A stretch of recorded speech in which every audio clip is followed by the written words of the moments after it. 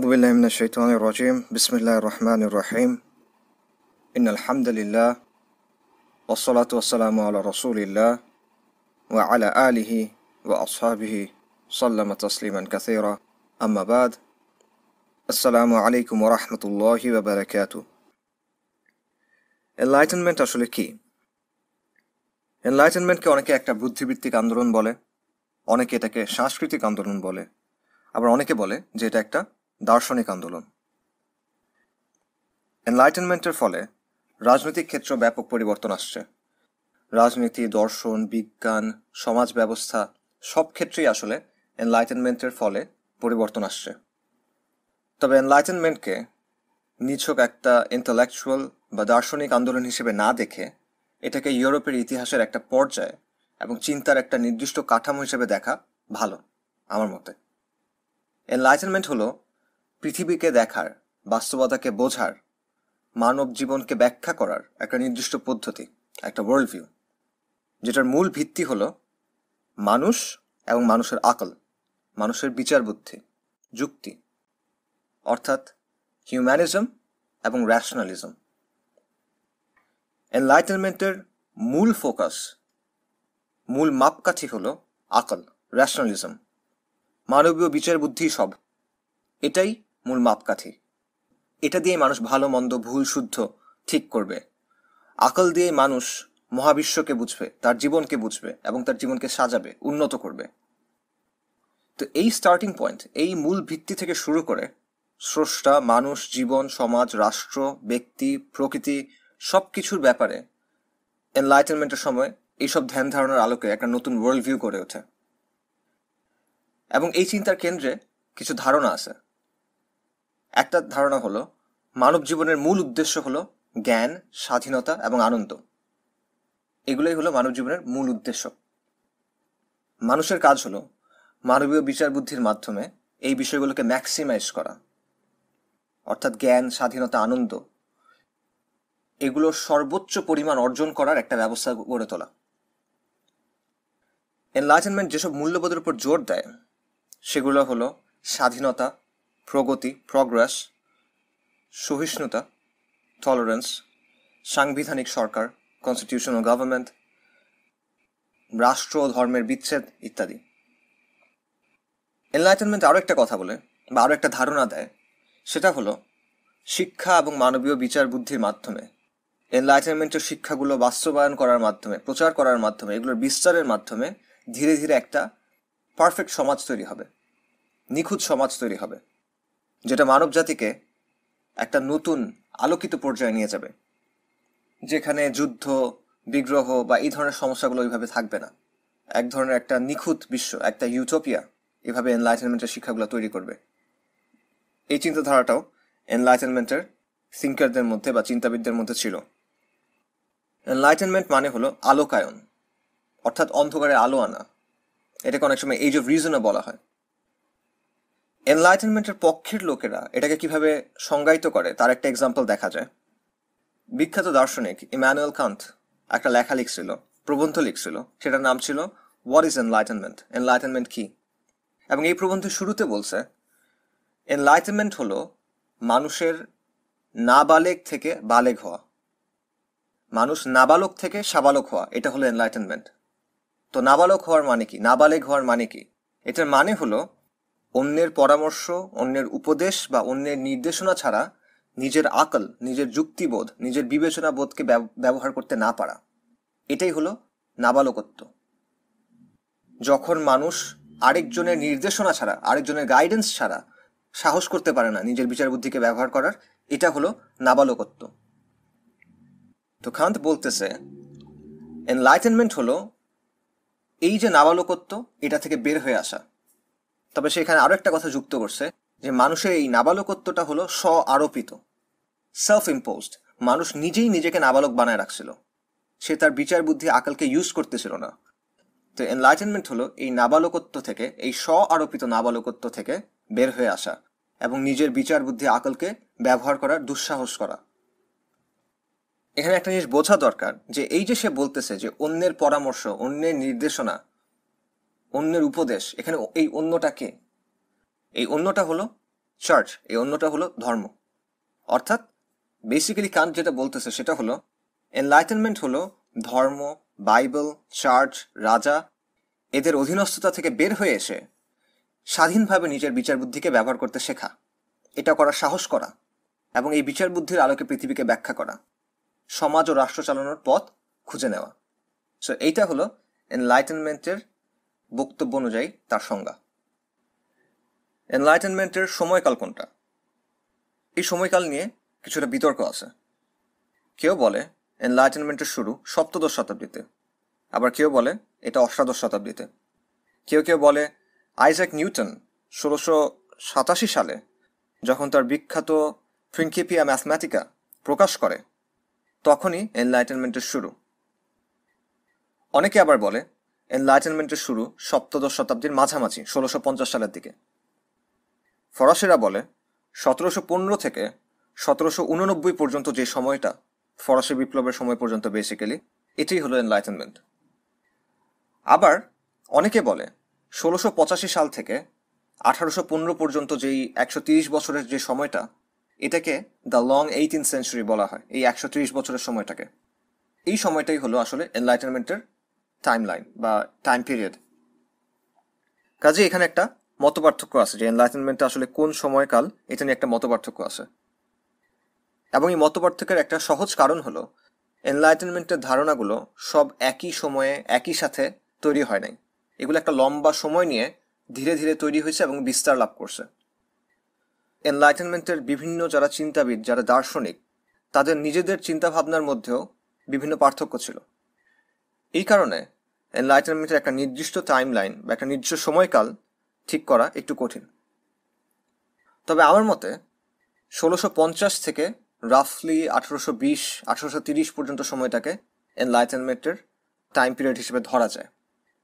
তবে এটাও মনে রাখা দরকার, এই সময়টাতে এনলাইটেনমেন্টের মূল ধারণাগুলোর উদ্ভব, কিন্তু এগুলোর বিস্তার, এগুলোর প্রচার, এগুলোর বিবর্তন 1830 সালের পর শেষ হয়ে যায় নাই, বরং এটা চলতেছে, এটা আজও চলতেছে এক অর্থে।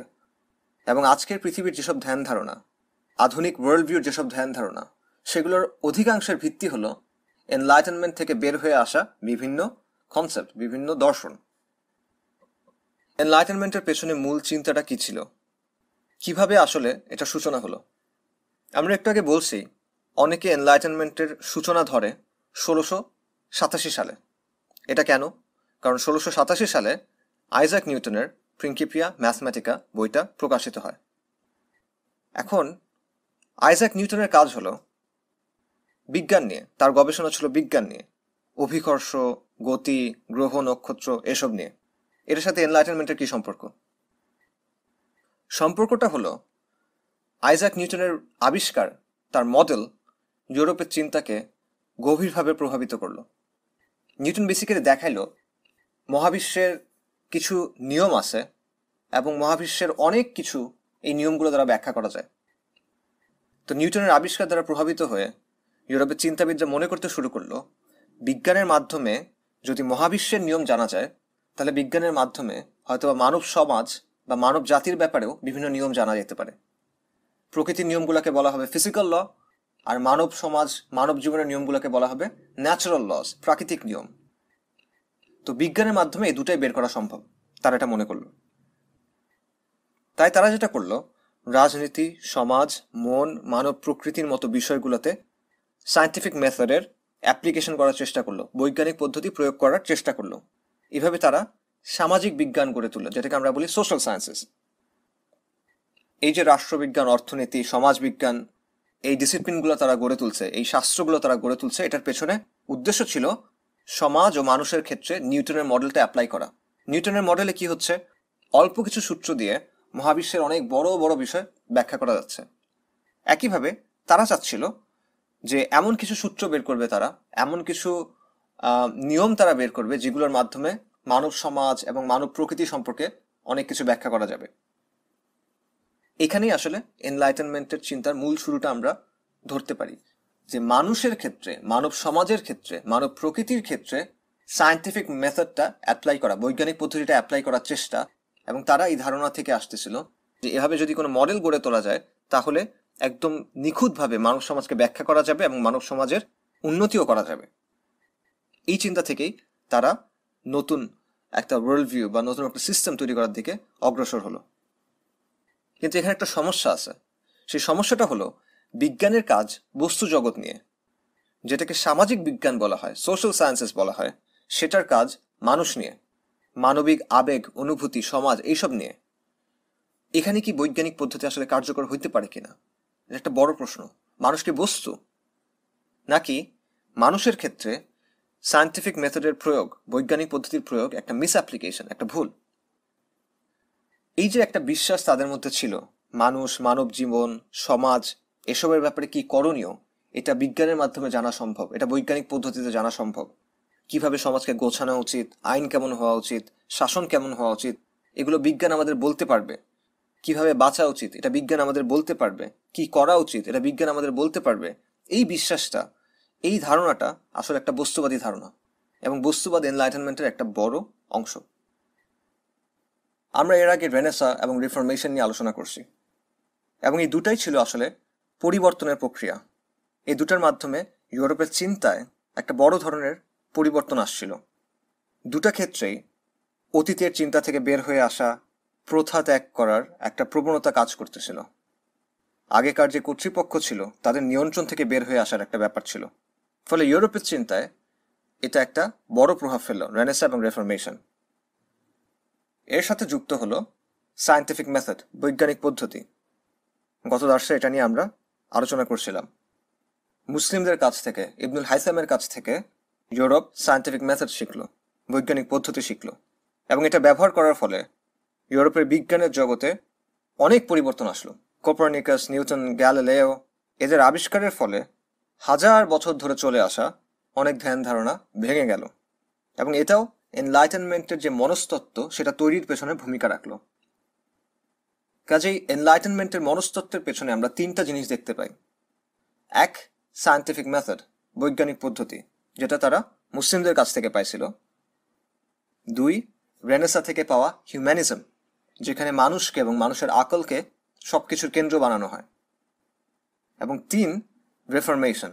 রেফরমেশন থেকে একটা প্রবণতা আসলো প্রথা বিরোধিতার, এবং রেফরমেশন থেকে একটা প্রবণতা আসলো বিদ্যমান কর্তৃপক্ষকে প্রশ্ন করার। এটাও এনলাইটেনমেন্টের মনস্তত্ত্বকে তৈরির পেছনে ভূমিকা রাখলো। এই বিষয়গুলোর উপর ভর করে তারা ব্যক্তি, সমাজ ও রাষ্ট্রের ব্যাপারে মৌলিক যে প্রশ্নগুলো, গুরুত্বপূর্ণ যে প্রশ্নগুলো, সেগুলোর উত্তর খোঁজা শুরু করলো। এনলাইটেনমেন্টের প্রভাব বহুমুখী। আজকের বিশ্বে অধিকাংশ মানুষ যে দিন, যে আকিদা ফলো করে, যে ওয়ার্ল্ড ভিউ অনুসরণ করে, তার অধিকাংশই এনলাইটেনমেন্টের ফসল। এটা জীবনের নানা দিককে প্রভাবিত করছে। তা আমরা এখানে অল্প কয়েকটা দিক আলোচনা করব। মানব জীবনের কোন কোন দিকগুলোকে এনলাইটেনমেন্টের চিন্তা প্রভাবিত করছে তার কয়েকটা এক্সাম্পল নিয়ে আমরা আলোচনা করব। যে জায়গাগুলোতে এনলাইটেনমেন্টের প্রভাব সবচেয়ে বেশি পড়ছে তার একটা হলো রাজনৈতিক তত্ত্ব, পলিটিক্যাল থিওরি। 1642 থেকে 1651 পর্যন্ত ব্রিটেনে একটা গৃহযুদ্ধ হয়, সিভিল ওয়ার। এই যুদ্ধটা হয় রাজা এবং অভিজাতদের মধ্যে, পার্লামেন্টের মধ্যে, between the king and the parliament. এরকম যুদ্ধ নতুন কিছু না, এর আগেও হয়েছে। কিন্তু এই সময়ে ইউরোপে নতুন চিন্তাভাবনা তৈরি হচ্ছিল, নতুন ধ্যান ধারণা বিস্তার পাচ্ছিল। ফলে এই যে গৃহযুদ্ধ, এটার প্রতিক্রিয়ায় তখনকার দার্শনিকরা তাদের নতুন ধ্যান ধারণার আলোকে রাজনৈতিক কাঠামো এবং শাসন কাঠামোর ব্যাপারে নতুন করে ভাবতে শুরু করলো। তারা মনে করলো যে ইউরোপীয় রাজনীতিতে যে অস্থিতিশীলতা আছে, যে অস্থিরতা আছে, এটার মূল কারণ হলো ধর্মীয়। ক্যাথলিক এবং প্রটেস্ট্যান্টদের মধ্যকার যে দ্বন্দ্ব, এটার কারণেই আসলে বারবার ইউরোপে এই যুদ্ধগুলা হচ্ছে, এই বিশৃঙ্খলা তৈরি হচ্ছে। তখনকার সময়ে ইউরোপের রাজাদের শাসনের বৈধতা আসতো ধর্ম থেকে, ধর্ম বলতে চার্চের কাছ থেকে। বলা হইতো যে রাজারা শাসন করে ঐশ্বরিক ক্ষমতা বলে, রুল বাই ডিভাইন রাইট। অর্থাৎ রাজাদের শাসনের যে বৈধতা, এটা আসতেছে স্রষ্টার কাছ থেকে, ঈশ্বরের কাছ থেকে। এবং এটা নিয়ে আমরা আলোচনা করছিলাম। আমরা দ্বিতীয় দার্সে বলছিলাম যে রোমের পতনের পর ইউরোপের বর্বর গোত্রগুলোর মধ্যে ক্যাথলিক আকিদার বিস্তার ঘটল। কিন্তু এটা কিভাবে ঘটল? ক্যাথলিক চার্চ বিভিন্ন গোত্রের কাছে গিয়ে বলল, বিভিন্ন গোত্রের নেতার কাছে গিয়ে বলল যে আমরা তোমাদের সাথে একটা চুক্তিতে আসবো, সেই চুক্তিটা কি? চুক্তি হলো যে তোমরা ক্যাথলিক হবা, তোমরা আমাদের ধর্মীয় কর্তৃত্ব মেনে নিবা, আমাদের সাথে থাকবা, বিনিময়ে আমরা তোমাদের নেতৃত্বের, তোমাদের শাসনের বৈধতা দিব। আমরা বলবো যে তোমরা স্রষ্টার পক্ষ থেকে মনোনীত শাসনের জন্য, এটা তোমাদের নেতৃত্বকে বৈধতা দিবে। তো এই যে ধারণাটা শাসনের বৈধতা আসতেছে স্রষ্টার কাছ থেকে, এটাই হলো ঐশ্বরিক অধিকার বলে শাসন, ডিভাইন রাইট টু রুল। এবং সপ্তদশ শতাব্দীর ইউরোপেও এই ধারণাটা ছিল। তখনও মনে করা হতো যে শাসনের বৈধতা আসে ধর্ম থেকে, অর্থাৎ চার্চের কাছ থেকে, ধর্মীয় কর্তৃপক্ষের কাছ থেকে। তো এই সময়কার দার্শনিকরা এটার একটা বিকল্প খুঁজতে শুরু করলো, কারণ তারা মনে করতেছিল যে শাসনের সাথে ধর্মের সম্পর্কটা আসলে একটা অস্থিরতা তৈরি করতেছে। এটার কারণে রাজনৈতিক অস্থিরতা তৈরি হচ্ছে, যুদ্ধ হচ্ছে, গৃহযুদ্ধ হচ্ছে। কাজেই শাসনের এমন একটা ভিত্তি খুঁজে বের করতে হবে, এমন কোনো ভিত্তি আনতে হবে যেটার সাথে ধর্মের কোনো সম্পর্ক নাই, যেটা ধর্মীয় কর্তৃপক্ষের উপর নির্ভরশীল না, যেটার জন্য আপনার চার্চের কাছে যেতে হবে না, যেটার জন্য আপনার ধর্মগুরুর কাছে যেতে হবে না, যেটার ভিত্তি হবে দুনিয়াবি কিছু, এবং এতে করে রাজনৈতিক স্থিতিশীলতা আসবে। এই কাজটা করতে গিয়ে তারা কিছু কনসেপ্ট নিয়ে আসলো, যেমন social contract, natural rights, sovereignty, ক্ষমতার বিভাজন, রাষ্ট্র ধর্মের বিচ্ছেদ ইত্যাদি। এর কয়েকটা নিয়ে আমরা এখানে এখন আলোচনা করব। প্রথম যে কনসেপ্টটা নিয়ে আলোচনা করা দরকার সেটা হলো সোশ্যাল কন্ট্রাক্ট থিওরি বা সামাজিক চুক্তি তত্ত্ব। এই তত্ত্বের মূল আলোচনা কি নিয়ে? এটার আলোচনা হলো ব্যক্তির উপর রাষ্ট্রের যে কর্তৃত্ব, এটার বৈধতা নিয়ে। দেখেন, প্রত্যেক নাগরিকের উপর রাষ্ট্রের একটা কর্তৃত্ব থাকে। রাষ্ট্র চাইলে আপনার কাছ থেকে ট্যাক্স নিতে পারে, রাষ্ট্র আপনাকে বাধ্য করতে পারে তার আইন মেনে চলতে, এবং রাষ্ট্র আপনাকে বলতে পারে যে আমাদের এখন যুদ্ধ চলতেছে, বাধ্যতামূলকভাবে তোমার এখন যুদ্ধে যেতে হবে। এরকম অনেক দিক থেকে রাষ্ট্র নাগরিকের উপর কর্তৃত্ব করে। এই যে কর্তৃত্ব, এটার ভিত্তি কি? এটা কোথা থেকে আসতেছে? কিসের ভিত্তিতে রাষ্ট্র বা শাসক বা সরকার এই কর্তৃত্বটা পাচ্ছে? আগে বলা হচ্ছিল যে এটা আসতেছে স্রষ্টার কাছ থেকে, ঐশ্বরিক অধিকার বলে শাসন, ডিভাইন রাইট টু রুল। কিন্তু এখনকার চিন্তাবিদরা, অর্থাৎ এনলাইটেনমেন্টের সময়কার চিন্তাবিদরা, এটার একটা বিকল্প ব্যাখ্যা দিতে চাচ্ছেন। তারা চাচ্ছেন এমন কোনো ব্যাখ্যা আনতে যেখানে ধর্মের কোনো সংস্পর্শ নাই, যেখানে ধর্মের কোনো ধারণাই নাই। ধর্ম ছাড়া কিভাবে শাসনের বৈধতা দেয়া যায়, কিভাবে সরকারের কর্তৃত্বের বৈধতা দেয়া যায়, এই প্রশ্নের উত্তর তারা খুঁজতেছেন। তো এইখানে তারা যে বিকল্প ব্যাখ্যা আনলো সেটাই হলো সামাজিক চুক্তি বা সোশ্যাল কন্ট্রাক্ট। এবং এনলাইটেনমেন্টের সময় এই যে সামাজিক চুক্তি তত্ত্ব, এটাই রাজনৈতিক বৈধতার মূল তত্ত্ব হয়ে উঠল ইউরোপে। তো এই যে সোশ্যাল কন্ট্রাক্ট, সামাজিক চুক্তি তত্ত্ব, এটার মূল বক্তব্য কি? এটার মূল বক্তব্য হলো ব্যক্তি, ইন্ডিভিজুয়াল, স্বেচ্ছায় তার কিছু স্বাধীনতা, তার কিছু অধিকার রাজনৈতিক কর্তৃপক্ষের কাছে হস্তান্তর করছে। এই কর্তৃপক্ষ হইতে পারে রাজা, এই কর্তৃপক্ষ হইতে পারে কোনো পার্লামেন্ট, এই কর্তৃপক্ষ হতে পারে অধিকাংশের ইচ্ছা। কিন্তু মূল পয়েন্ট হলো ব্যক্তি, মানুষ, ইন্ডিভিজুয়াল স্বেচ্ছায় তার কিছু অধিকার, তার কিছু স্বাধীনতা পলিটিক্যাল অথরিটির কাছে, রাজনৈতিক কর্তৃপক্ষের কাছে সারেন্ডার করছে। বিনিময়ে রাজনৈতিক কর্তৃপক্ষ তাকে কি দিবে? রাজনৈতিক কর্তৃপক্ষ তাকে নিরাপত্তা দিবে, এবং তার অন্যান্য যেসব অধিকার আছে সেগুলো প্রোটেক্ট করবে, সেগুলো সংরক্ষণ করবে, প্রতিরক্ষা করবে, এবং সামাজিক শৃঙ্খলা বজায় রাখবে। অর্থাৎ চুক্তির দুটা পক্ষ এখানে, একদিকে হলো ইন্ডিভিজুয়ালস, ব্যক্তি মানুষ, আরেকদিকে হলো সরকার। ব্যক্তি কি করবে? ব্যক্তি তার কিছু অধিকার, তার কিছু স্বাধীনতা সরকারের কাছে হস্তান্তর করবে, সরকারের কাছে সারেন্ডার করবে। বিনিময়ে সরকার তাকে দিবে নিরাপত্তা, সরকার তার অন্যান্য অধিকারও সংরক্ষণ করবে, এবং সরকার আইন শৃঙ্খলা বজায় রাখবে। এটাই হলো সোশ্যাল কন্ট্রাক্ট, এটাই হলো সামাজিক চুক্তি। এই যে এখানে ইন্ডিভিজুয়ালস এবং রাষ্ট্রের মধ্যে একটা চুক্তি হইল। এই যে সোশ্যাল কন্ট্রাক্টের ধারণা, সামাজিক চুক্তির ধারণা, এটা কোথা থেকে আসলো? এনলাইটেনমেন্টের চিন্তাবিদরা প্রথমে এমন একটা অবস্থার কথা চিন্তা করলো যেখানে কোনো ধরনের রাজনৈতিক কাঠামো নাই, কোনো ধরনের সামাজিক কাঠামো নাই, যেখানে কোনো আইন নাই, কোনো নেতা নাই, কোনো সমাজ নাই, কোনো রাষ্ট্র নাই, কোনো শাসন নাই, কিছুই নাই। মনে করেন হাজার হাজার বছর আগে কোনো একটা অবস্থা।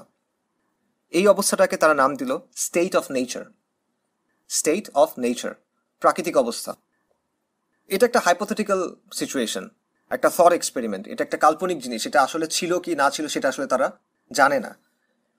এনলাইটেনমেন্টের দার্শনিকরা ধরে নিল অনেক অনেক বছর আগে, হাজার হাজার বছর আগে নিশ্চয়ই এমন একটা সময় ছিল যখন কোনো সমাজ ছিল না, কোনো সরকার ছিল না, কোনো শাসন ছিল না, কোনো সুশৃঙ্খল ব্যবস্থাও ছিল না। এই যে অবস্থা, যেটাকে তারা স্টেট অফ নেচার বলতেছে, প্রাকৃতিক অবস্থা বলতেছে, যেখানে রাষ্ট্র নাই, সমাজ নাই, আইন নাই, কিছুই নাই, এই অবস্থায় জীবন কেমন ছিল? এই অবস্থা থেকে কিভাবে প্রথমবারের মতো সরকার তৈরি হইল এবং কেন মানুষ সরকার তৈরি করলো? এই প্রশ্নগুলো থেকেই সোশ্যাল কন্ট্রাক্ট থিওরি বা সামাজিক চুক্তি তত্ত্বের শুরু। আর এই ব্যাপারে সর্বপ্রথম যে বিস্তারিত আলোচনা করলো সে হলো থমাস হবস। হবস ছিল একজন ইংলিশ দার্শনিক। তাকে আধুনিক রাজনৈতিক দর্শনের জনক বলা হয়, মডার্ন পলিটিক্যাল ফিলসফির জনক বলা হয়। 1651 সালে তার একটা বই বের হয় যেটার নাম ছিল লেভায়াথান, এবং এই বইতে তার মূল চিন্তাভাবনা মোটামুটি চলে আসছে। এটা অত্যন্ত বিখ্যাত, প্রভাবশালী এবং বিতর্কিত একটা বই।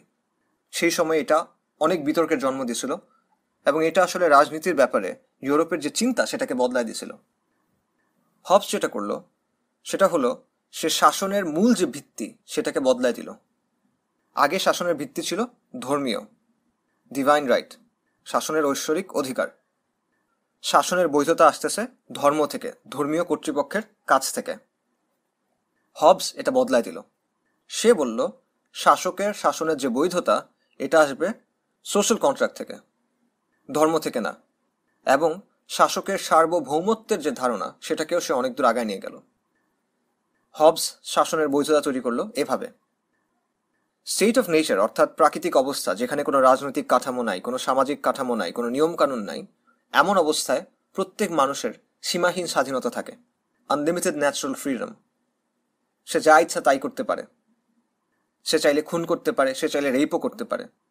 এবং এরকম পরিস্থিতিতে মানুষের সংঘাতটা অবধারিত। সংঘাত মানুষের জীবনের নিত্য নৈমিত্তিক একটা অংশ হয়ে যাবে, মানুষের দৈনন্দিন জীবনের অংশ হয়ে যাবে। এবং অভাব এবং অনিশ্চয়তার কারণে একদম নিরীহ মানুষও, মানে যে যুদ্ধ করতে চায় না, যে ধ্বংস করতে চায় না, যে রেপ করতে চায় না, এমন মানুষও বারবার অপরের সাথে সংঘাতে জড়া যাবে, কারণ অভাব আছে এবং অনিশ্চয়তা আছে এই ধরনের জীবনে। এই যে একটা অবস্থা যেখানে সবার সাথে সবার সংঘাত চলতেছে, এটাকে হবস বলল war of all against all. এটা হলো হবসের কথা। আমরা হবসের ব্যাখ্যা এখন আলোচনা করতেছি। তো এই যে স্টেট অফ নেচার, যেখানে সবাই সবার বিরুদ্ধে সংঘাতে লিপ্ত, এটা সবার জন্যই ক্ষতিকর। তো এই অবস্থায় স্বাধীন মানুষ স্বেচ্ছায় একটা চুক্তিতে আসলো। তারা চুক্তিতে আসলো একটা সমাজ তৈরির জন্য, একটা রাজনৈতিক কাঠামো তৈরির জন্য, যাতে করে সবার জানমালের নিরাপত্তা থাকে। এবং সবাই চুক্তি করে একজন সভরেন, একজন সার্বভৌম সত্তার অধীনস্থ হলো। এই সার্বভৌম সত্তা হইতে পারে রাজা, এই সার্বভৌম সত্তা হতে পারে পার্লামেন্ট বা অন্য কিছু। মোট কথা, সব মানুষ একসাথে হইল এবং তারা স্বেচ্ছায় একটা সার্বভৌম রাজনৈতিক কর্তৃপক্ষের অধীনতা মেনে নিল। এই জন্য তারা নিজেদের কিছু স্বাধীনতা স্যাক্রিফাইস করলো, নিজেদের কিছু স্বাধীনতা ছেড়ে দিল। এবং তারা এই যে শাসক, তার চূড়ান্ত কর্তৃত্ব মেনে নিল। এই সার্বভৌম শাসকের ব্যাপক ক্ষমতা থাকবে। এমন শাসক স্বৈরাচারী হয়ে উঠতে পারে, এমন শাসক জুলুম করতে পারে।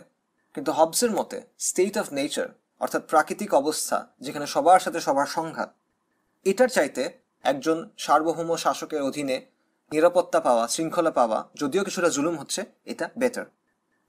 অর্থাৎ হবসের বক্তব্য হলো মানুষ তার ব্যক্তিগত স্বার্থ দ্বারা চালিত হয় এবং কোনো কর্তৃপক্ষ না থাকলে এর ফলে সবার মধ্যে সংঘাত তৈরি হয়। তাই মানুষকে নিয়ন্ত্রণের জন্য প্রবল ক্ষমতাশালী একটা সার্বভৌম শাসক বা কর্তৃপক্ষ দরকার।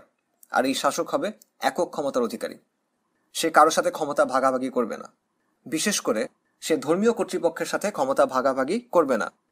শাসনের ব্যাপারে চার্চ বা পোপ নাক গলাতে পারবে না। হবসের ধারণার অনেক ইন্টারেস্টিং ইমপ্লিকেশন আছে। তার ধারণা থেকে এমন অনেকগুলো দিক উঠে আসে যেগুলো নিয়ে আরো অনেক আলোচনা করা যায়। বিশেষ করে সার্বভৌমত্বের যে ধারণা সে দিচ্ছে, এটা নিয়ে অনেক আলোচনা করা সম্ভব। কিন্তু একটা দিক যেটা নিয়ে কথা বলা দরকার সেটা হলো হবসের যে ধারণা, এখান থেকে সেকুলারিজমের একটা আইডিয়া চলে আসে। কিন্তু প্রথমত শাসনের যে ভিত্তিটা ছিল আগে ধর্মের উপরে, সেটাকে সরায় সে নিয়ে আসলো সোশ্যাল কন্ট্রাক্টের উপরে। শাসনের ভিত্তি হলো সোশ্যাল কন্ট্রাক্ট। আবার হবসের মডেলে রাষ্ট্রের আইন কি হবে এটা ঠিক করার একমাত্র ইখতিয়ার হলো শাসকের। এখানে আর কারো কোনো ক্ষমতা নাই, কারো কোনো অধিকার নাই। শাসক এখানে একচ্ছত্র কর্তৃত্বের অধিকারী। শাসক চাইলে ধর্মভিত্তিক আইন রাখতে পারে, চাইলে না রাখতে পারে। যদি তার কাছে মনে হয় যে রাষ্ট্রের শান্তি এবং কল্যাণের জন্য ধর্মীয় আইন রাখা যাইতে পারে, তাহলে সে রাখবে। যদি তার মনে হয় যে না, রাখা যাবে না, তাহলে সে রাখবে না। এটা সম্পূর্ণ তার ইচ্ছার অধীন। অর্থাৎ কর্তৃত্ব, সিদ্ধান্ত হলো শাসকের, এবং এটা আধুনিক সেকুলারিজমের একটা মৌলিক দিক।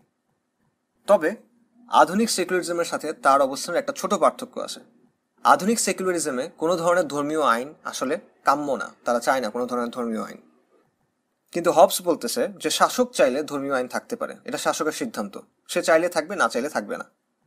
কাজেই অলরেডি হবস আইন প্রণয়নের চূড়ান্ত ক্ষমতা শাসককে দিয়ে দিছে। আইন প্রণয়নের একচ্ছত্র অধিকার সে আসলে শাসককে দিয়ে দিছে, এবং এটাই সেকুলারিজমের মৌলিক কেন্দ্র। এটা আমরা অনেক সময় বুঝি না। আমরা মনে করি যে সেকুলারিজম মানে হয়তোবা ধর্ম বিরোধী হওয়া বা ধর্মের প্রতি বিদ্বেষ রাখা বা এই ধরনের কিছু, বাট এটা আসলে জরুরি না। আলটিমেটলি সেকুলারিজমের মূল কথা হলো আইন প্রণয়নের মূল কর্তৃত্ব শাসকের। এখানে ধর্মের কোনো হস্তক্ষেপ চলবে না, এবং হবসের চিন্তায় এটা অলরেডি প্রতিষ্ঠিত হয়ে গেল। সে এটার একটা তাত্ত্বিক ভিত্তি তৈরি করলো সোশ্যাল কন্ট্রাক্টের মাধ্যমে। দ্বিতীয় যে গুরুত্বপূর্ণ কনসেপ্টটা নিয়ে আমাদের কথা বলা দরকার সেটা হলো ন্যাচারাল রাইটস।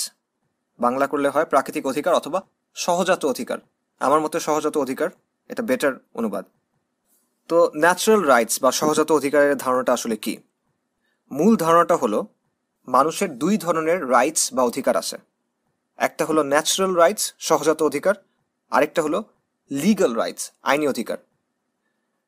ন্যাচারাল রাইট বা সহজাত অধিকার হলো ওই সব অধিকার যেগুলো কোনো নির্দিষ্ট আইন, সমাজ বা রাষ্ট্র কাঠামোর উপর নির্ভরশীল না। এগুলো মৌলিক, এগুলো সর্বজনীন, এবং এগুলো অবিচ্ছেদ্য।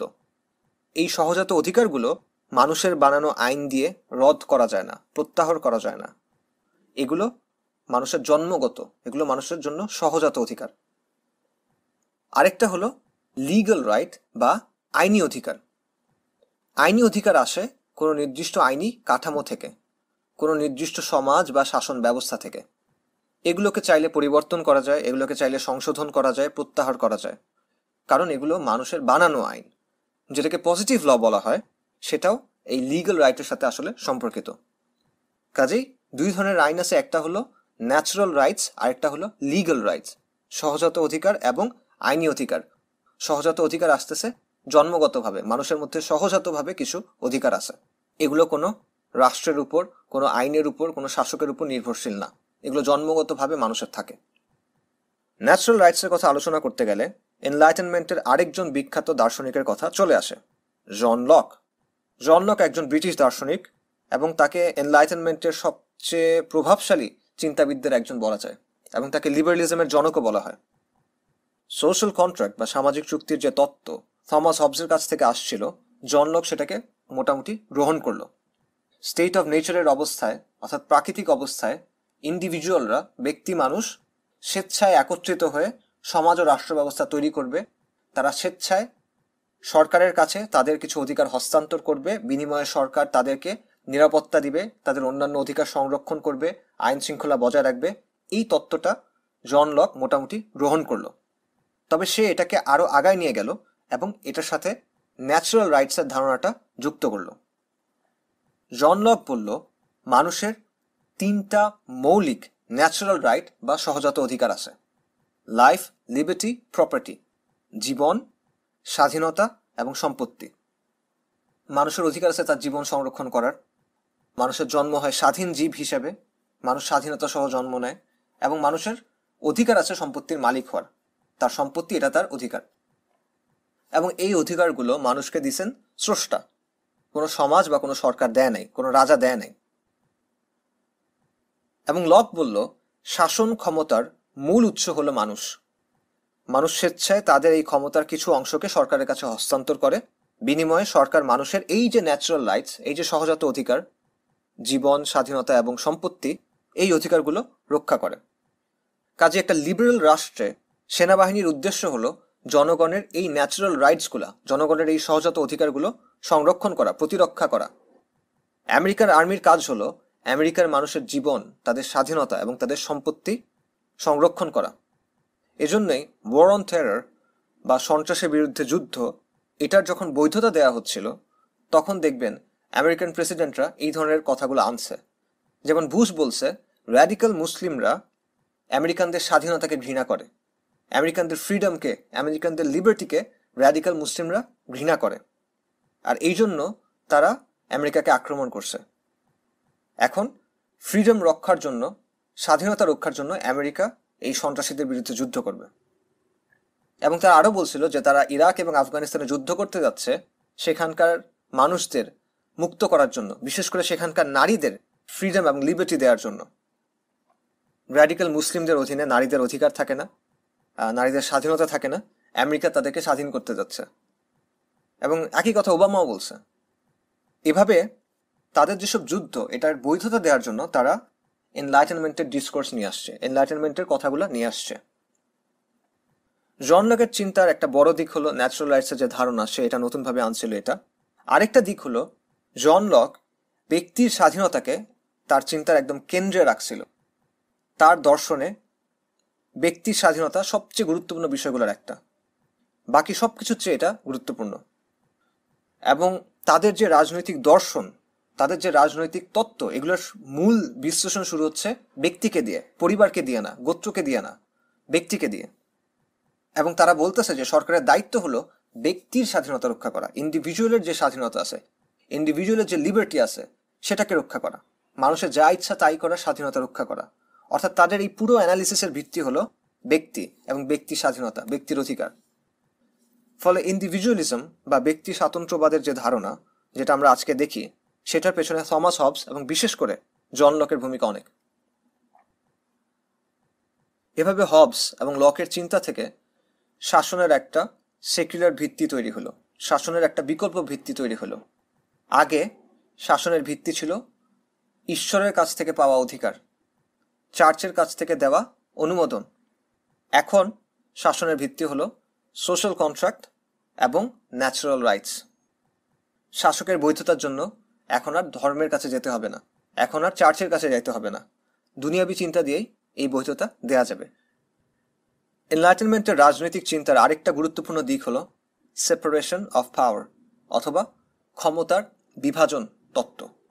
ক্ষমতার বিভাজন তত্ত্বের পেছনে মূল অবদান হলো ফরাসি দার্শনিক মন্তেস্কুর। মন্তেস্কু বলল, এই যে সোশ্যাল কন্ট্রাক্টের মাধ্যমে সরকার তৈরি হচ্ছে বা সরকারের কথা বলা হচ্ছে, এই সরকারকে তো প্রচণ্ড ক্ষমতা দেওয়া হচ্ছে। এখন এই সরকার যদি অধিকার রক্ষার বদলে অধিকার হরণ করা শুরু করে, রক্ষক যদি ভক্ষক হয়ে যায়, তাহলে কি হবে? সরকারের দায়িত্ব হলো জীবন, স্বাধীনতা, সম্পদ এগুলো রক্ষা করা। এটার ভিত্তিতেই তো চুক্তি হলো, তাই না? কিন্তু সরকার তো যে কোনো ব্যক্তির চেয়ে শক্তিশালী, অনেক অনেক গুণ বেশি শক্তিশালী। এখন সরকার যদি নিজেই ব্যক্তির এই অধিকারগুলো হরণ করা শুরু করে, সরকার যদি মানুষকে গুম করা শুরু করে, খুন করা শুরু করে, অন্যায়ভাবে বন্দি করে রাখে, তার সম্পদ ছিনায় নেয়, তাহলে কি হবে? এই যে প্রচণ্ড ক্ষমতাবান যে সরকার, এই যে প্রচণ্ড শক্তিশালী লেভায়াথান, এটার মোকাবেলা কিভাবে করা হবে? তো এটা সমাধান হিসেবে মন্তেস্কু একটা প্রস্তাব দিল। সে বলল যে রাষ্ট্রের বিভিন্ন অংশ থাকবে এবং এই অংশগুলোর মধ্যে ক্ষমতার বিভাজন থাকবে, সেপারেশন অফ পাওয়ার। যে সব ক্ষমতা রাষ্ট্রের কোনো একটা অংশের হাতে কেন্দ্রীভূত থাকবে না। রাষ্ট্রের তিনটা অংশ থাকবে। একটা হলো নির্বাহী বিভাগ, এক্সিকিউটিভ ব্রাঞ্চ, যেটার প্রধান হলো প্রধানমন্ত্রী বা প্রেসিডেন্ট। আরেকটা হবে বিধান প্রণয়নকারী বিভাগ বা আইনসভা, লেজিসলেটিভ ব্রাঞ্চ, যেটা হলো সংসদ। এবং তৃতীয় একটা হলো বিচার বিভাগ, জুডিশিয়ারি, হাইকোর্ট, সুপ্রিম কোর্ট, এগুলা। এবং এই প্রতিটা বিভাগের হাতে নির্দিষ্ট পরিমাণ ক্ষমতা থাকবে, কারো হাতে একক ক্ষমতা থাকবে না, এবং প্রতিটা অংশ আলাদা হবে। তারা নিজেদের ভূমিকা স্বাধীনভাবে পালন করবে। এবং সবচেয়ে গুরুত্বপূর্ণ পয়েন্ট হলো প্রতিটা বিভাগ অন্য দুটা বিভাগের উপর নজরদারি করবে, মানে তারা দেখবে যে অন্য কেউ যেন তার ক্ষমতার অপব্যবহার না করে। এভাবে তারা একে অপরের উপর চেক অ্যান্ড ব্যালেন্স হিসেবে কাজ করবে। এই চিন্তাটা কাগজে কলমে খুবই ভালো শোনায় এবং খুবই যৌক্তিক মনে হয়, কিন্তু এটার বাস্তবতা আসলে কতটুকু? রাষ্ট্র, সরকার যদি কোনো নাগরিকের পেছনে লাগে তার অবস্থাটা কি হয়? এই বাস্তবতা আপনাদের সামনেই আছে, এটা নিয়ে বিস্তারিত আলোচনা করার কিছু নাই। এমনকি পশ্চিমা দেশগুলোতেও গুয়ান্তানামো বে আছে, স্টিং অপারেশন আছে, বিভিন্ন উদাহরণ আছে যেখানে দেখা যাচ্ছে যে ক্ষমতার বিভাজনের যে তত্ত্ব সেটা বাস্তবে ওইভাবে প্রয়োগ করা যাচ্ছে না, বরং এই প্রচণ্ড শক্তিশালী রাষ্ট্র ইচ্ছামতো নাগরিকের জীবনে হস্তক্ষেপ করতে পারতেছে এবং তার উপর জুলুম করতে পারতেছে, এবং এটা কেউ বাধা দিতে পারতেছে না। এনলাইটেনমেন্টের রাজনৈতিক তত্ত্বের আরেকটা গুরুত্বপূর্ণ অংশ হলো separation of church and state, বা ধর্ম ও রাষ্ট্রের বিভাজন, যেটাকে আমরা সেকুলারিজম বলি। তবে সেকুলারিজম শুধুমাত্র এই জিনিসটা না, যেটাকে আমরা একটু আগেও বললাম, শাসকের হাতে আইন প্রণয়নের চূড়ান্ত ক্ষমতা দেওয়া, তাকে সার্বভৌম ক্ষমতার অধিকারী করা, এটা সেকুলারিজমের মূল ভিত্তি, যদিও এটা আমরা অনেক সময় ওভারলুক করে যাই। যাই হোক, রাষ্ট্র ও ধর্মের বিচ্ছেদ, এটার শেকড়টা আসলে আসছে প্রটেস্ট্যান্ট রেফরমেশন থেকে, যেটা আমরা আগের দার্সে আলোচনা করছিলাম। মার্টিন লুথারের চিন্তায়, প্রটেস্ট্যান্ট ধর্মগুরুদের চিন্তায় শাসন ও ধর্মকে আলাদা করার একটা ধারণা ছিল। আবার রিফরমেশনের মাধ্যমে যে যুদ্ধগুলো শুরু হয়েছিল, এগুলোর কারণে ধর্মকে শাসন থেকে আলাদা করার একটা প্রবণতা ইউরোপে শুরু হয়েছিল, এটাও আমরা আগের দার্সে আলোচনা করছি। অন্যদিকে বিভিন্ন প্রটেস্ট্যান্ট ফেরকা নির্যাতনের শিকার হলো, সরকার তাদের উপর নির্যাতন করলো, রাজারা তাদের উপর নির্যাতন করলো। এই কারণে তারা একটা শিক্ষা নিয়ে আসলো যে রাষ্ট্র কখনো ধর্ম চাপায় দিতে পারবে না, রাষ্ট্র কোনো একটা ধর্মীয় অবস্থানকে বাকিদের উপর চাপায় দিতে পারবে না। এটা তারা আনলো নিজেদের ধর্মবিশ্বাসকে রক্ষা করার জন্যই। অন্যদিকে এনলাইটেনমেন্টের সময় জন লক, মন্টেস্কু, ভলতেয়ার এরা নানাভাবে রাষ্ট্র ও ধর্মের বিচ্ছেদের কথা বলল, যদিও তাদের অবস্থানের মধ্যে পার্থক্য ছিল, সবার অবস্থান একই ছিল না। যেমন ফ্রেঞ্চ দার্শনিকরা রাষ্ট্র ও ধর্মের বিচ্ছেদের কথা বললেও তারা আলটিমেটলি ধর্মকে রাষ্ট্রের অধীনস্থ করার কথা বলছিল। আবার জন লকের মতো লোকেরা দুটোকে একদম আলাদা রাখার কথা বলছিল, কেউ কারো অধীনস্থ না, অনেকটা এরকম বলছিল। আমেরিকার যে ফাউন্ডিং ফাদার্স, অর্থাৎ তাদের যে জাতীয় জনকরা আছে, তারা এই চিন্তাগুলো দ্বারা প্রভাবিত ছিল এবং তারা ছিল প্রটেস্ট্যান্ট ব্যাকগ্রাউন্ড থেকে আসা। আমেরিকার স্বাধীনতার যে ঘোষণাপত্র এবং সংবিধান, সেখানে এই বিষয়গুলো লিখিত আকারে তারা নিয়ে আসলো। আবার ফরাসি বিপ্লবের সময়ও রাষ্ট্র ধর্মের বিচ্ছেদের ব্যাপারটা ব্যাপকভাবে সামনে আসলো। এভাবে রাষ্ট্র ধর্মের বিচ্ছেদের ব্যাপারটা একরকম প্রতিষ্ঠিত হয়ে গেল। এনলাইটেনমেন্টের রাজনৈতিক চিন্তার বা পলিটিক্যাল তত্ত্বের বেশ কিছু গুরুত্বপূর্ণ ধারণা আমরা এতক্ষণ দেখলাম। একটা হলো সোশ্যাল কন্ট্রাক্ট থিওরি, সামাজিক চুক্তি তত্ত্ব, ন্যাচারাল রাইটস বা সহজাত অধিকার, সেপারেশন অফ পাওয়ার, ক্ষমতার বিভাজন, এবং separation of church and state, রাষ্ট্র ও ধর্মের বিভাজন। এখানে আসলে আরো অনেক বিষয় নিয়ে আলোচনা করা যায়, বিশেষ করে সার্বভৌম শাসনের যে ধারণা এনলাইটেনমেন্ট থেকে বের হয়ে আসে, এটা নিয়ে আলোচনা আসলে অনেক গুরুত্বপূর্ণ, কিন্তু আমাদের সংক্ষিপ্ত পরিসরে এর চেয়ে বেশি আসলে আমরা আলোচনা করতে পারতেছি না। তবে আশা করা যায় ইনশাআল্লাহ যতটুকু আলোচনা হয়েছে এটা যদি আপনারা ঠিকভাবে বোঝেন, তাহলে বাকি বিষয়গুলো আপনাদের বোঝা সহজ হয়ে যাবে ইনশাআল্লাহ। এনলাইটেনমেন্টের রাজনৈতিক চিন্তার সরাসরি ফলাফল ছিল বিপ্লব। অষ্টাদশ শতাব্দীতে দুটো বড় রাজনৈতিক পট পরিবর্তনকে বা দুটো বড় রাজনৈতিক বিপ্লবকে সরাসরি এনলাইটেনমেন্টের রাজনৈতিক চিন্তার সাথে যুক্ত করা যায়, এনলাইটেনমেন্টের রাজনৈতিক চিন্তার ফসল বলা যায়। এর মধ্যে একটা হলো আমেরিকার স্বাধীনতা আন্দোলন, যেটা ব্রিটিশ শাসনের বিরুদ্ধে বিপ্লব হিসেবে শুরু হয়েছিল, যার ফলে আমেরিকা স্বাধীন হয়। আরেকটা হলো ফ্রেঞ্চ রেভলিউশন, অর্থাৎ ফরাসি বিপ্লব, যেটার মাধ্যমে ফরাসি রাজতন্ত্রের পতন হয়েছিল। এনলাইটেনমেন্টের রাজনৈতিক চিন্তা কেন বিপ্লবের জন্ম দিল, বিপ্লব কেন হয়, কিভাবে হয়, কোন কোন ফ্যাক্টর এখানে ভূমিকা রাখে, এটা নিয়ে আলোচনা অনেক লম্বা, এ নিয়ে অনেক গবেষণা, অনেক লেখালেখি হয়েছে। তবে একটা দিক হলো সোশ্যাল কন্ট্রাক্ট থিওরি বা সামাজিক চুক্তির যে তত্ত্ব, সেটার মধ্যেই আসলে বিপ্লবের বৈধতা আছে। সেটা কিভাবে দেখেন, সোশ্যাল কন্ট্রাক্টে বলা হচ্ছে আইন কানুন, রাজনৈতিক কাঠামো এগুলো হলো মানুষের বানানো, এগুলো বানানো হয়েছে ব্যক্তির স্বার্থে, ব্যক্তির কল্যাণে। সামাজিক যে চুক্তি, সোশ্যাল কন্ট্রাক্ট, এটার বৈধতাও আসলে নির্ভর করতেছে ব্যক্তির স্বার্থ রক্ষার উপর। যেহেতু মূল ক্ষমতা আসতেছে মানুষের কাছ থেকে, মানুষ স্বেচ্ছায় সরকারের কাছে নিজেদের ক্ষমতা হস্তান্তর করছে। কাজেই সরকার যদি দায়িত্ব পালনে ব্যর্থ হয় তাহলে সামাজিক চুক্তি, সোশ্যাল কন্ট্রাক্ট বাতিল হয়ে যাবে।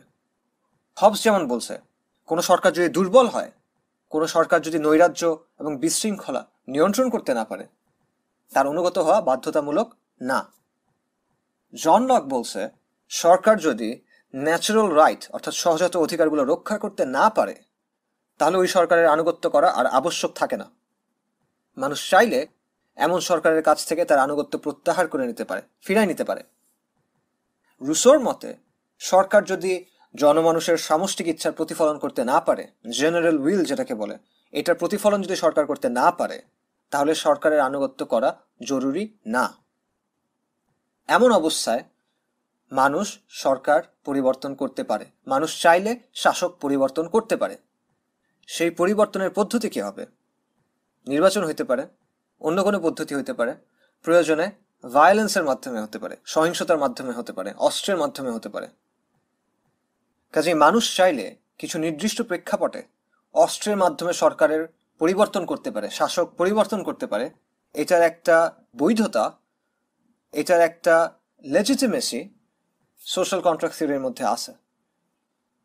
এবং আমেরিকান এবং ফ্রেঞ্চ বিপ্লবে সরাসরি সোশ্যাল কন্ট্রাক্ট থিওরি এবং ন্যাচারাল রাইটসের কথা আনা হয়েছে।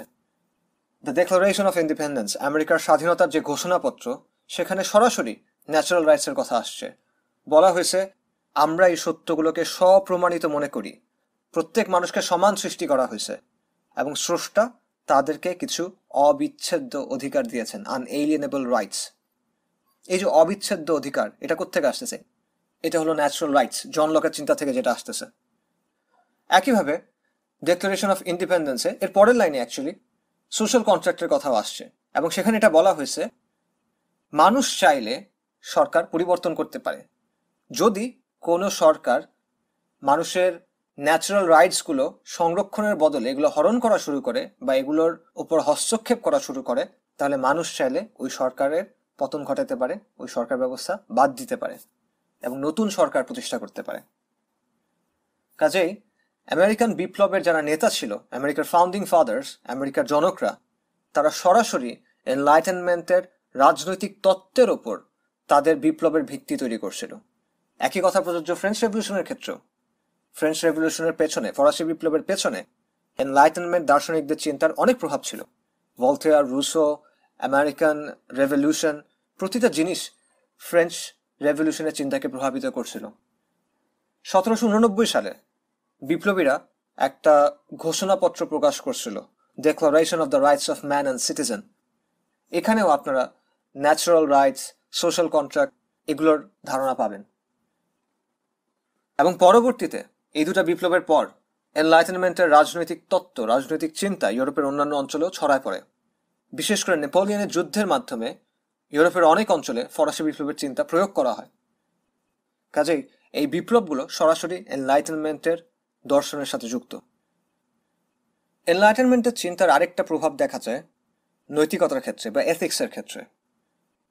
এনলাইটেনমেন্ট সবকিছুর মূল মাপকাঠি বানালো মানুষকে, মানুষের আকলকে, মানুষের বিচার বুদ্ধিকে। সে সবকিছুর কেন্দ্রে বসালো মানুষকে।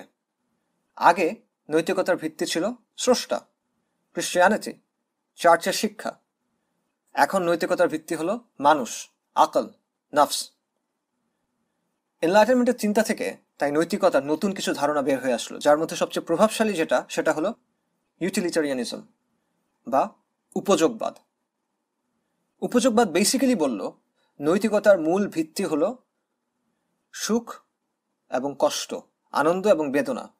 যা মানুষকে সুখ দেয়, যা সুখ বৃদ্ধি করে সেটা ভালো, যা সুখ কমায়, যা কষ্ট তৈরি করে বা কষ্ট বৃদ্ধি করে সেটা খারাপ। এটাকে হেইডনিস্টিক প্রিন্সিপালও বলা হয়। ইউটিলিটারিয়ানিজমের জনক যাকে বলা হয়, জেরেমি বেনথাম, সে বলছিল, প্রকৃতি মানব জাতিকে দুটো সার্বভৌম মালিকের অধীনস্থ করছে, কষ্ট এবং আনন্দ। আমাদের কি করা উচিত এটা ঠিক করে দেয় এই দুজন, সুখ ও কষ্ট। কাজে আমাদের মূল লক্ষ্য হওয়া উচিত সুখকে ম্যাক্সিমাইজ করা এবং কষ্টকে মিনিমাইজ করা, সর্বোচ্চ পরিমাণ সুখ অর্জন করা এবং কষ্টকে যথাসম্ভব কমে আনা। উপযোগবাদের সাথে জন স্টুয়ার্ট মিল এসে হার্ম প্রিন্সিপালের ধারণা যোগ করলো, ক্ষতির মূলনীতি। নিজের সুখের জন্য মানুষ যে কোনো কিছু করতে পারে, সুখের জন্য মানুষের যা ইচ্ছা করার অধিকার আছে, শর্ত হলো সে অন্য কারো ক্ষতি করতে পারবে না। এটা হলো হার্ম প্রিন্সিপাল। এই ধরনের চিন্তার আরেকটা দিক হলো কনসিকুয়েন্সিয়ালিজম বা ফলাফলবাদ, যেখানে বলা হয় যে কোনো কাজ ঠিক না বেঠিক, কোনো কাজ ভুল না শুদ্ধ, এটা নির্ভর করে ওই কাজের ফলাফলের ভিত্তিতে। যদি কোনো কাজের ফলাফল ভালো হয় তাহলে ওই কাজ ভালো, যদি কোনো কাজের ফলাফল খারাপ হয় তাহলে সেই কাজ খারাপ। ইউটিলিটারিয়ানিজম ছাড়া নৈতিকতার আরেকটা ধারণা এনলাইটেনমেন্ট থেকে বের হয়ে আসলো, সেটা হলো ডিঅন্টোলজিক্যাল এথিক্স। এটা আসছে গ্রিক শব্দ ডিঅন থেকে, যার অর্থ হলো দায়িত্ব। তো এই নৈতিকতার তত্ত্বের মূল কেন্দ্র হলো দায়িত্বের ধারণা বা নৈতিক দায়িত্বের ধারণা। এখানে বেসিক্যালি বলা হয় যে কিছু কাজ আছে যেগুলো সত্তাগতভাবে ভালো, আবার কিছু কাজ আছে যেগুলো সত্তাগতভাবে খারাপ। কাজের ফলাফল কি, এটা থেকে আমার কি লাভ হচ্ছে কি ক্ষতি হচ্ছে, এটা দেখার মূল বিষয় না। কিছু জিনিস বাই ডেফিনিশন ভালো এবং কিছু জিনিস বাই ডেফিনেশন খারাপ। যেগুলো ভালো সেগুলো করা হলো নৈতিক দায়িত্ব, যেগুলো খারাপ সেগুলো থেকে দূরে থাকা হলো নৈতিক দায়িত্ব। একইভাবে তারা বলল শাসক, দেশ, সমাজ, প্রতিবেশী, পরিবার, বন্ধু, এদের সবার প্রতি মানুষের কিছু নৈতিক দায়িত্ব আছে। ইমানুয়েল কান্ট ডিঅন্টোলজিক্যাল এথিক্সের একজন প্রবক্তা। আমাদের সময় যে মানবাধিকারবাদের কথা বলা হয়, হিউম্যান রাইটস ডকট্রিন, এটা অনেকটা ডিঅন্টোলজিক্যাল নৈতিকতার মতো। কারণ এখানে বলা হচ্ছে যে মানবাধিকার রক্ষা, মানবাধিকারের নীতি মেনে চলা, এটা হলো মানব জাতির নৈতিক দায়িত্ব। এটার ফলাফল যাই হোক না কেন, এটা মানব জাতির নৈতিক দায়িত্ব। মানবাধিকারের ধারণাকে আসলে উপযোগবাদ দিয়ে ডিফেন্ড করা যায় না। ইনফ্যাক্ট বেনথাম মানবাধিকারের ধারণার অনেক বড় ক্রিটিক ছিল, সমালোচক ছিল। তাই মানবাধিকারের ধারণাকে ডিফেন্ড করতে হলে আপনাকে ডিঅন্টোলজিক্যাল এথিক্সের মতো কিছু একটাতেই যাইতে হবে। এনলাইটেনমেন্টের দর্শন থেকে নৈতিকতার মোটা দাগে এই দুটো ধারণা আসলো, ইউটিলিটারিয়ানিজম এবং ডিঅন্টোলজিক্যাল এথিক্স। আধুনিক বিশ্বে আধুনিক মানুষ এই দুটার একটা মিশ্রণ অনুসরণ করে। ব্যক্তিগত জীবনে এবং সমাজজনক সিদ্ধান্ত মানুষ নেয় উপযোগবাদের ভিত্তিতে। আবার নৈতিক দায়িত্ব, নৈতিক সত্যের কিছু ধারণাও এখনো মানুষের মধ্যে রয়ে গেছে, যেটা আমরা যেমন হিউম্যান রাইটসের মধ্যে দেখি। এই দুয়ের একটা মিশ্রণ আধুনিক মানুষের মধ্যে দেখা যায়। যদিও এই যে নৈতিক দায়িত্বের কথা বলা হচ্ছে, সেকুলার ওয়ার্ল্ড ভিউ থেকে এটার ভিত্তি কি হইতে পারে সেটার কোনো সন্তোষজনক উত্তর তাদের কাছে পাওয়া যায় না। এটা নিয়ে ইনশাল্লাহ আমরা পরে আরো আলোচনা করব। এনলাইটেনমেন্টের চিন্তার আরেকটা বড় ফলাফল বলা যায় হিউম্যান রাইটসকে, মানবাধিকারবাদকে, যেটা আমরা একটু আগেই বললাম। হিউম্যান রাইটসের পেছনে বড় একটা ভিত্তি হলো লকের কাছ থেকে আসা ন্যাচারাল রাইটসের ধারণা, লাইফ, লিবার্টি এটসেট্রা। আবার ডিঅন্টোলজিক্যাল এথিক্স থেকে নৈতিক দায়িত্বের যে ধারণা আসতেছে, যে মানুষের কিছু ধ্রুব কনস্ট্যান্ট নৈতিক দায়িত্ব আছে, এটাও হিউম্যান রাইটসের ধারণার পেছনে ভূমিকা রাখছে। পাশাপাশি এই যে ব্যক্তিকে মাপকাঠি হিসেবে দেখা, ব্যক্তির স্বাধীনতাকে চূড়ান্ত মূল্যবোধ হিসেবে দেখা, সবচেয়ে গুরুত্বপূর্ণ সবচেয়ে মূল্যবান জিনিস হিসেবে দেখা, এটাও হিউম্যান রাইটসের ধারণার পেছনে বড় একটা ভূমিকা রাখছে। এনলাইটেনমেন্ট থেকে স্বাধীনতা এবং সাম্যের খুব স্পেসিফিক, খুব নির্দিষ্ট কিছু ব্যাখ্যা বের হয়ে আসছে, একটা নির্দিষ্ট আন্ডারস্ট্যান্ডিং বের হয়ে আসছে জন লক, রুসো, এদের কাছ থেকে। এটাও হিউম্যান রাইটসের যে ধারণা আমাদের সামনে আজকে আছে সেটার তৈরিতে ভূমিকা রাখছে।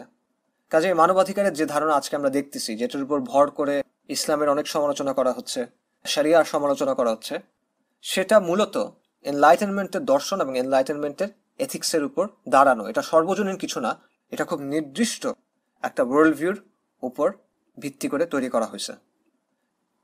আরেকটা দিক হলো কলোনিয়ালিজম বা উপনিবেশবাদ। কলোনিয়ালিজম শুরু হয়েছে এনলাইটেনমেন্টের আগে, তাই এটার দায়ভার পুরোপুরি এনলাইটেনমেন্টের উপর দেওয়া যায় না। তবে এনলাইটেনমেন্টের চিন্তা কলোনিয়ালিজমকে প্রভাবিত করছে।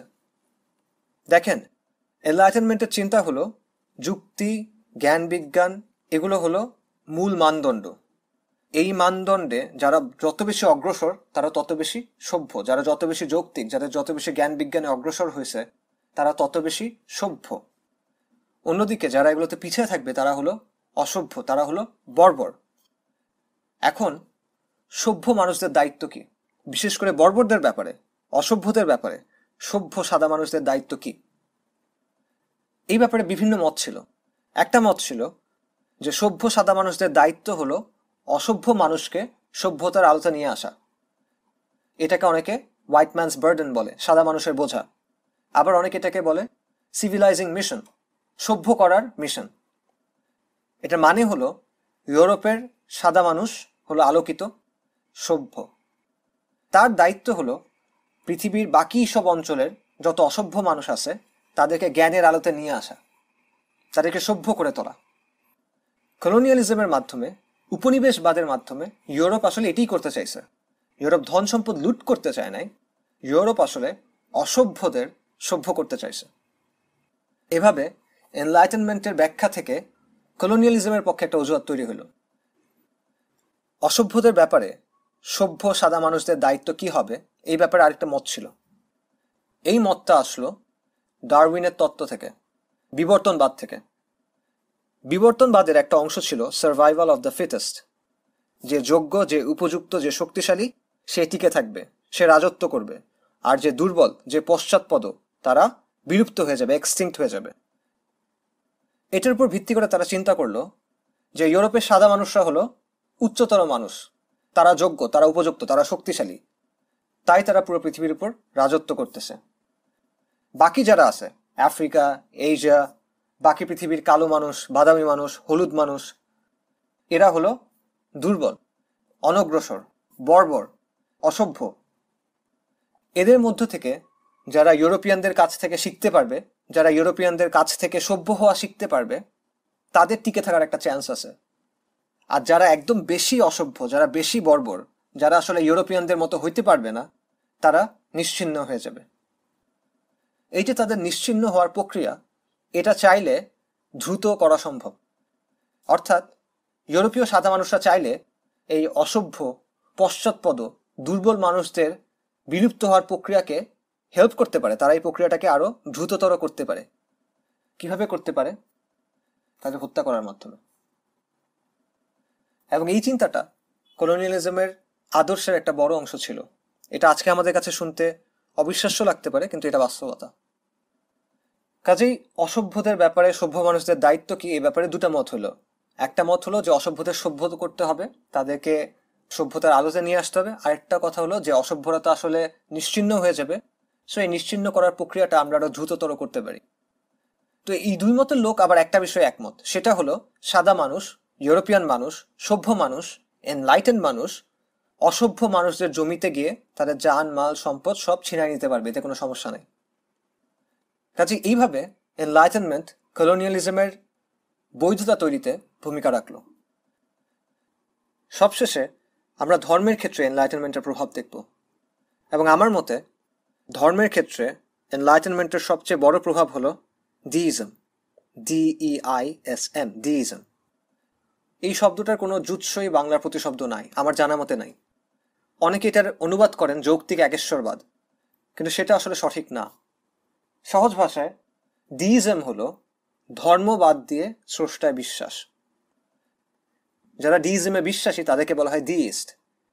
ডিইস্টরা মনে করে একজন স্রষ্টা মহাবিশ্বকে তৈরি করছেন, তিনি মহাবিশ্বের আইন ঠিক করে দিয়েছেন, তিনি প্রকৃতির আইন ঠিক করে দিয়েছেন, কিন্তু একবার তৈরি করার পর তিনি আর সৃষ্টি জগতে হস্তক্ষেপ করেন না।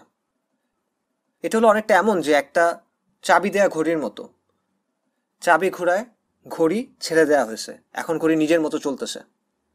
অর্থাৎ স্রষ্টা সব নিয়ম কানুন ঠিক করে দিয়েছেন, তারপর তৈরি করছেন, তারপর চাবি ঘুরে ছেড়ে দিয়েছেন, এখন এখানে উনি আর কোনো হস্তক্ষেপ করেন না, মহাবিশ্ব নিজের নিয়মে চলতেছে।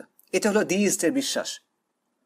এবং ডিইস্টরা মনে করে কোনো ধর্ম পালন করে স্রষ্টাকে পাওয়া যাবে না, স্রষ্টার নৈকট্য অর্জন করা যাবে না।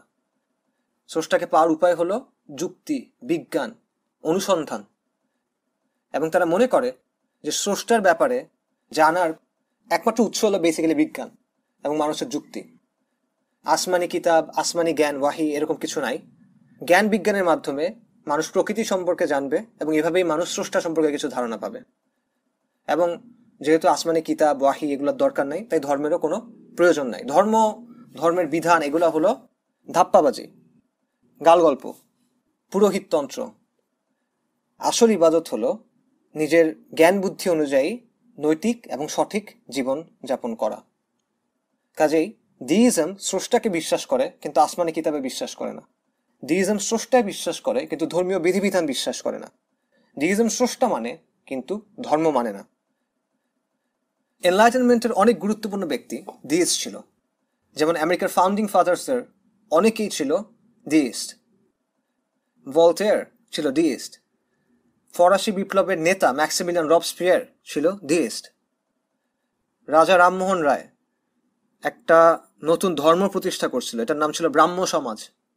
আপনারা অনেকে হয়তো জানেন। রবীন্দ্রনাথ ব্রাহ্ম সমাজের অংশ ছিল। দ্বারকানাথ ঠাকুর সেও ব্রাহ্ম সমাজের অংশ ছিল। এরাও ছিল ডিইস্ট। ধর্ম বিশ্বাসের ক্ষেত্রে ডিইজমের যে ধারণাটা আসলো যে স্রষ্টায় বিশ্বাস করি কিন্তু ধর্মে বিশ্বাস করি না, আমি আমার ব্যক্তিগত জীবনে ভালো হইলেই হবে, এবং সেই ভালো হওয়ার ধারণাটাও হলো আমার জ্ঞান বুদ্ধি অনুযায়ী, এটা এনলাইটেনমেন্টের অনেক বড় একটা প্রভাব। একটা জিনিস মনে রাখবেন, ইউরোপ কিন্তু সরাসরি খ্রিশ্চান থেকে নাস্তিক হয় নাই।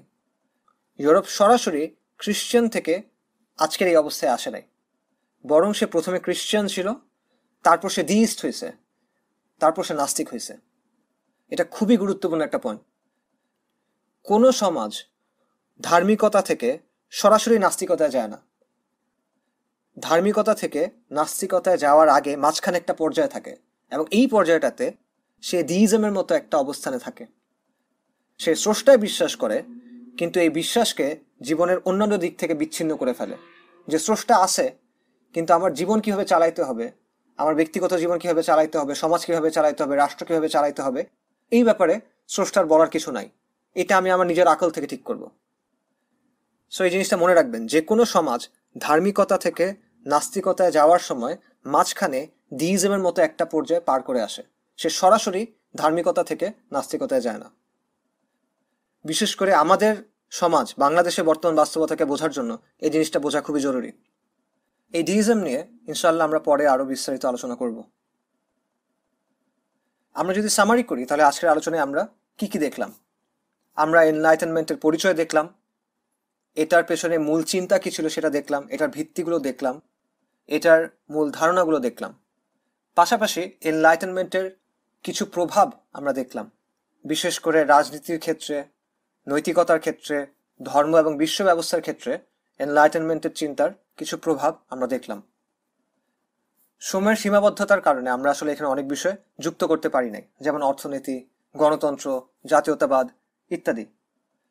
এই বিষয়গুলো আসলে এনলাইটেনমেন্টের চিন্তার উপর তৈরি হওয়া বলা যায়, কিন্তু আমরা এখানে আসলে সেগুলো নিয়ে আলোচনা করার সুযোগ পাচ্ছি না, কারণ আমাদের সময়ের একটা লিমিটেশন আছে। কিন্তু আমরা যতটুকু আলোচনা আনছি এখান থেকে ইনশাল্লাহ আপনারা প্রাথমিক ধারণা পাবেন, যেগুলো আপনাদের অন্যান্য বিষয়গুলো বুঝতে ইনশাল্লাহ সাহায্য করবে। আমরা এনলাইটেনমেন্টের পরিচিতি দেখলাম বেসিক্যালি। এবার আমরা এনলাইটেনমেন্টের কিছু ক্রিটিক দেখবো, অর্থাৎ এনলাইটেনমেন্টের কিছু সমালোচনা দেখবো, বা এনলাইটেনমেন্টের ধারণাগুলো ব্যবচ্ছেদ করার চেষ্টা করব।